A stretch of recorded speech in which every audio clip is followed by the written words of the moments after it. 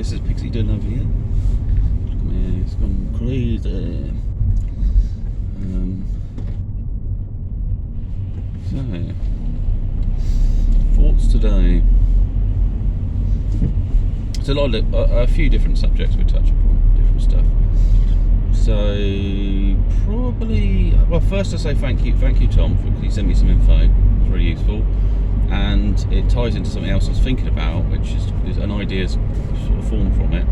Now, there's a device called a Wooja, and it basically, that's the company, or it's the device, and it plays music, but it also plays like infrasound into the body and into other things, and some of the less audible, unaudible acoustics into the body that cause vibration and sense of feeling, bass and other things go on in there. Now, I was thinking about combining that possibly with chants and other things. I've listened to things with like binary beats, but it would take it to a different level with something you can feel. It'd create a third dimension in that, because you get, with a crossover of two, it creates the stereo effect, but when you can feel it, you create a third dimension as well. So you're starting to interpretate maybe the emotional constructs of it, and tied into knowledge and other things. And can you imagine something like, you hear dolphins and whale calls, and it sounds kind of beautiful and interesting, but maybe because you can't fully understand it, because you can't feel it. And if you can feel it, it's as if you were the dolphin or you was the whale for a bit. You just had the internal acoustics in your body. And what does that generate? It might stimulate healing.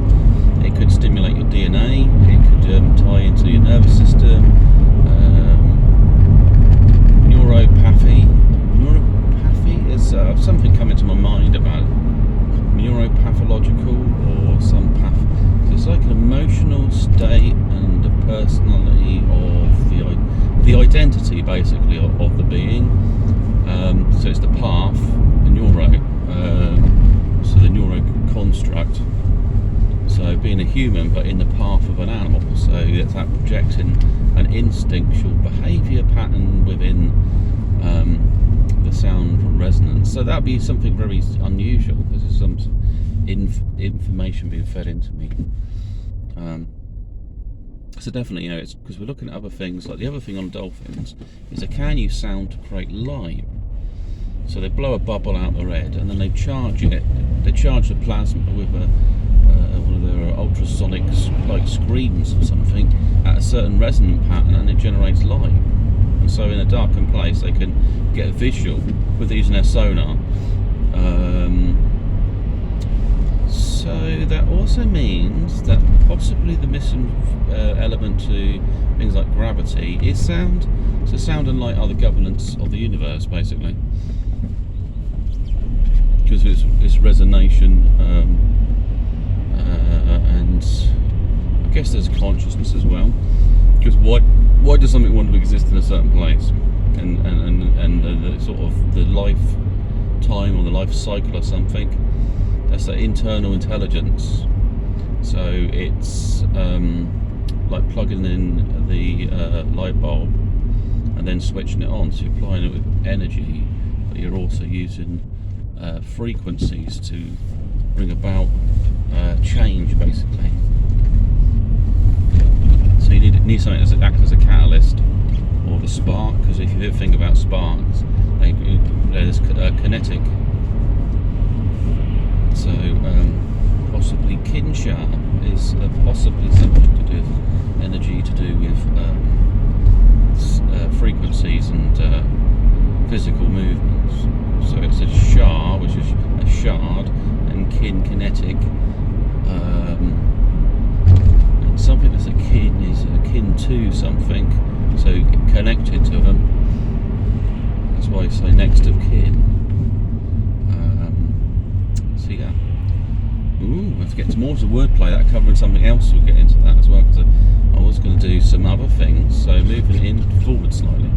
So yeah. So it's good when you research things like sound and things that have probably been overlooked. Often we think about, and also the unhealthy components, because we live in a society that will bombard you with frequencies that are offset to your natural alignment.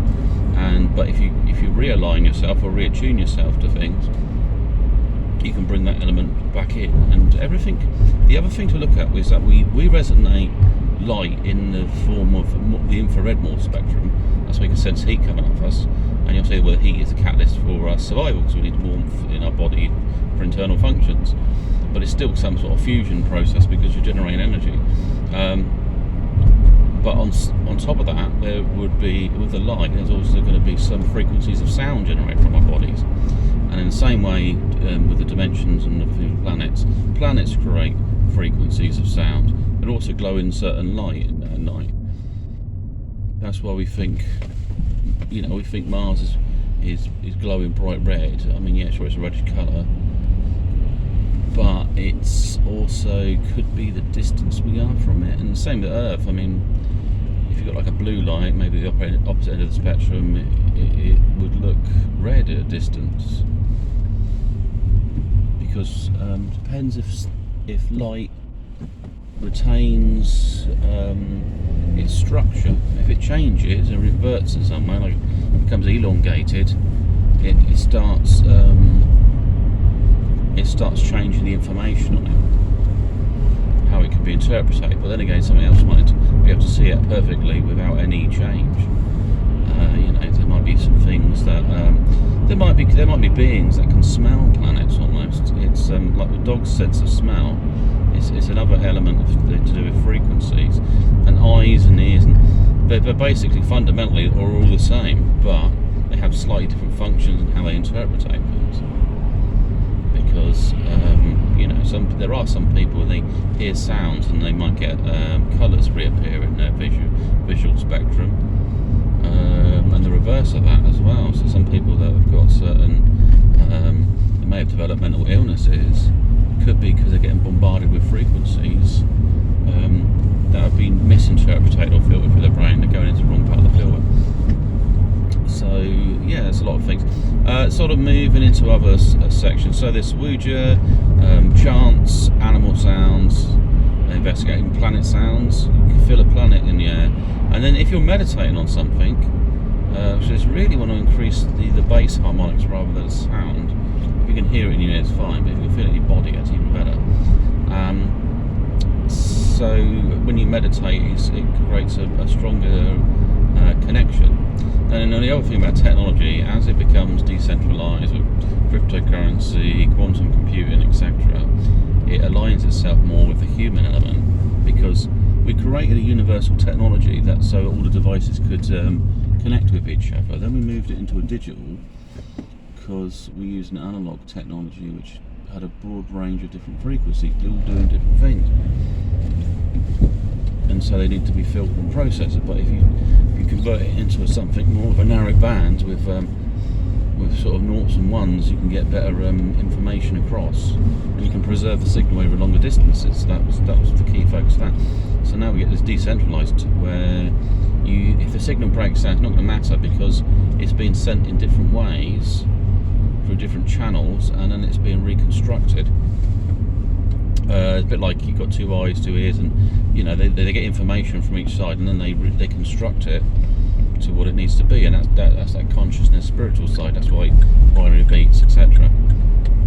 So moving forward, let's talk about my personal life in some way.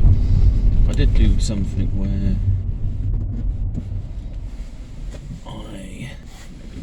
I did something where an experiment where so it was one of these Cupid sites. I went on that again, tried to communicate. I moved the range of what I was looking for, and there's either lots of bots or lots of scam type stuff, and it's just irritating. So I'm going to re-evaluate the plan, and I think probably Colombia might be. In fact, I might just go there. I've got a few things set up. But I could make 100,000 this year, depending on how things take off.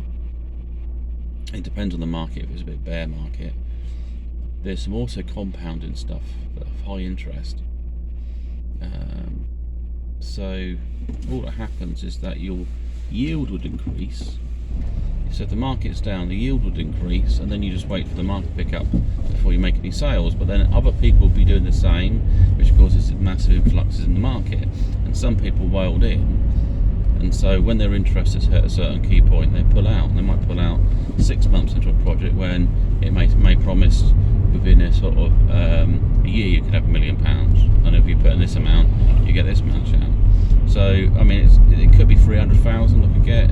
I could get I could get 100, but hopefully, because the other projects pick up, I'm at least going to make 20, and then I'm just going to bank that. I think to do is really is when it pumps hard, put it into Bitcoin or something. Just keep it in a store of value that's not going to lose much in the bear market. And if it's down now, again, because there's something coming up with 2025, is that there's meant to be a point where they've done all the quantitative calculations, and they've mined all the Bitcoin. It doesn't mean other cryptos can't be mined, it's just Bitcoin in particular.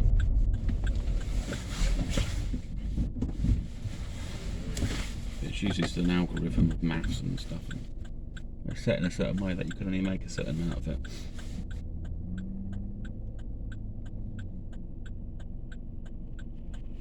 So something that's a finite supply has a particular value. It could go up through the roof, it could go down. It's like saying we run out of gold, so it can be a big mover and shaker. So there's some money plans there. There's some research I'm doing into Colombian. It also means I've got to speak Spanish. I've got some other languages I should be trying to learn. Some of the Latin languages are probably easier than Slavic, because I already speak a Latin-based language already, so it's not a big problem. So yeah, so lots of sound and learning ahead, I think, and stuff I can use for future developments. So where I'm going to go.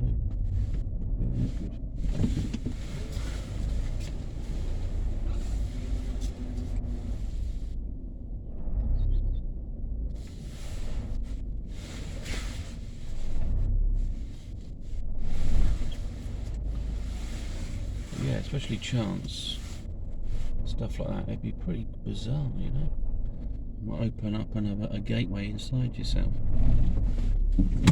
After all, we are all Stargates, aren't we? Let's pick some up. I've got one there.